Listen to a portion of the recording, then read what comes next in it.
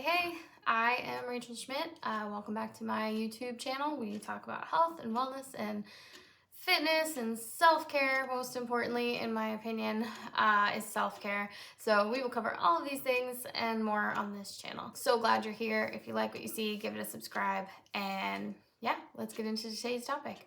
So today I want to talk about 5 ways to sneak in more steps. These are honestly pretty common sense things that most of you have probably already heard, but sometimes a little reminder is nice. First one, obviously, park farther away. If you work at an office, if you don't work in an office, it's not going to work unless you go other places, which when I work from home, I don't really go other places. If you are not a hermit like I am, then park farther away from your office. When I did work in an office, I always did this because I don't love parking. I would just park up on the 4th level of the garage because that's where no cars were. But it's also a handy trick if you want to get in more steps. And bonus on the first tip, take the steps instead of the elevator. I'm sure you've heard this a lot. The thing that I always did was I didn't like going up the stairs, especially 4 flights of stairs in the parking garage, because I was like huffing and puffing.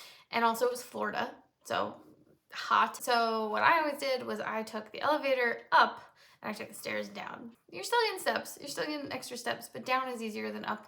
And you know what? Baby steps. And then maybe when you're okay with going down, then you can go up also. Number 2, walk during meetings and at lunch if possible. Not only will it boost your step count, but for me personally, it helps me to think if I'm walking around during a meeting. Like if I'm sitting in my chair, I'm not thinking as well as if I'm up and walking around. If you can, walk around during your meetings. It'll get your brain moving and your feet moving and you'll get more steps. Number 3, pace while you're on the phone. This is something I do by instinct. I don't know how I picked this up, but I can't sit still when I'm on the phone. I just can't. As soon as I get a call, as soon as I answer the call, I'm up out of my chair and I'm walking around. Like, I don't even realize I'm doing it. I was on the phone with my friend yesterday and we'd been on the phone for like 45 minutes or something, and I looked down and I had like 6,000 more steps than when I started. I was like, oh cool, I guess I could sit down for a little bit now. But it feels unnatural, so I always end up getting right back up. So highly recommend that one if you are a person who talks on the phone. If you're not a person who talks on the phone, then that won't work. If you do audio messages, the same thing seems to apply for me. As soon as I start an audio message or I start listening to an audio message, I get up out of my chair and I'm facing around. So you can always do that too. Those are very useful if you have like stories to tell people and stuff. Number 4, get a dog or a cat to give you a reason to walk. Yes, cats do go for walks. It's hard because every cat is different. My cat is terrified of her harness. Well, I have 2 cats. The first one is terrified of her harness. I've never tried a harness on the other one because now we have a screen porch that they can go outside in. So no need for a harness. They just can run around out there. But anyway, every cat is different, but I've also seen like cats on Instagram or whatever that go camping and stuff. And I'm like, I don't know how you do that. My cat is terrified of everything. But some cats are good with it. So just, check it out when you adopt them. Maybe ask if they go outside. I don't know. But some breeds in general do need more exercise than others. So you can get a cat, but probably the more obvious choice would be to get a dog. They definitely require walking outside, no matter what breed they are, I think. So adopt, don't shop, but get a dog or a cat to walk, and that'll help you get more steps. Don't just put your Fitbit on it and let it run around with the zoomies. It would work, but it's not good. It's not helping you. Finally, number 5, join a team sport or an activity.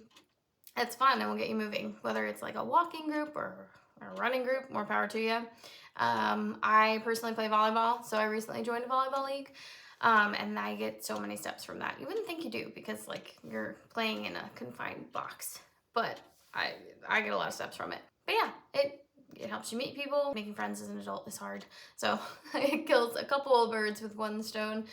You get to meet new people, you get some extra steps, you get to have fun playing volleyball or whatever it is that you want to do.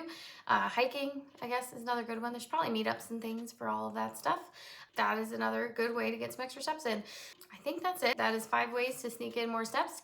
And I am so grateful that you're here and watching. If you want to see more of this kind of content, feel free to like and subscribe. You can check out my blog as well. I will link to that in the description. If you want some additional motivation to get extra steps, I have created a list of 5 apps that help you monetize your health and wellness goals. I've been using these forever. Most of them run in the background and sync your steps, give you points for it. all kinds of things like that. Just ways to make some extra cash off of the health and wellness things that you already should be doing.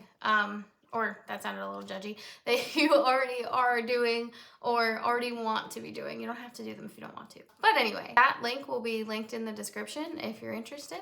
And yeah, that's it. I'll see you next week.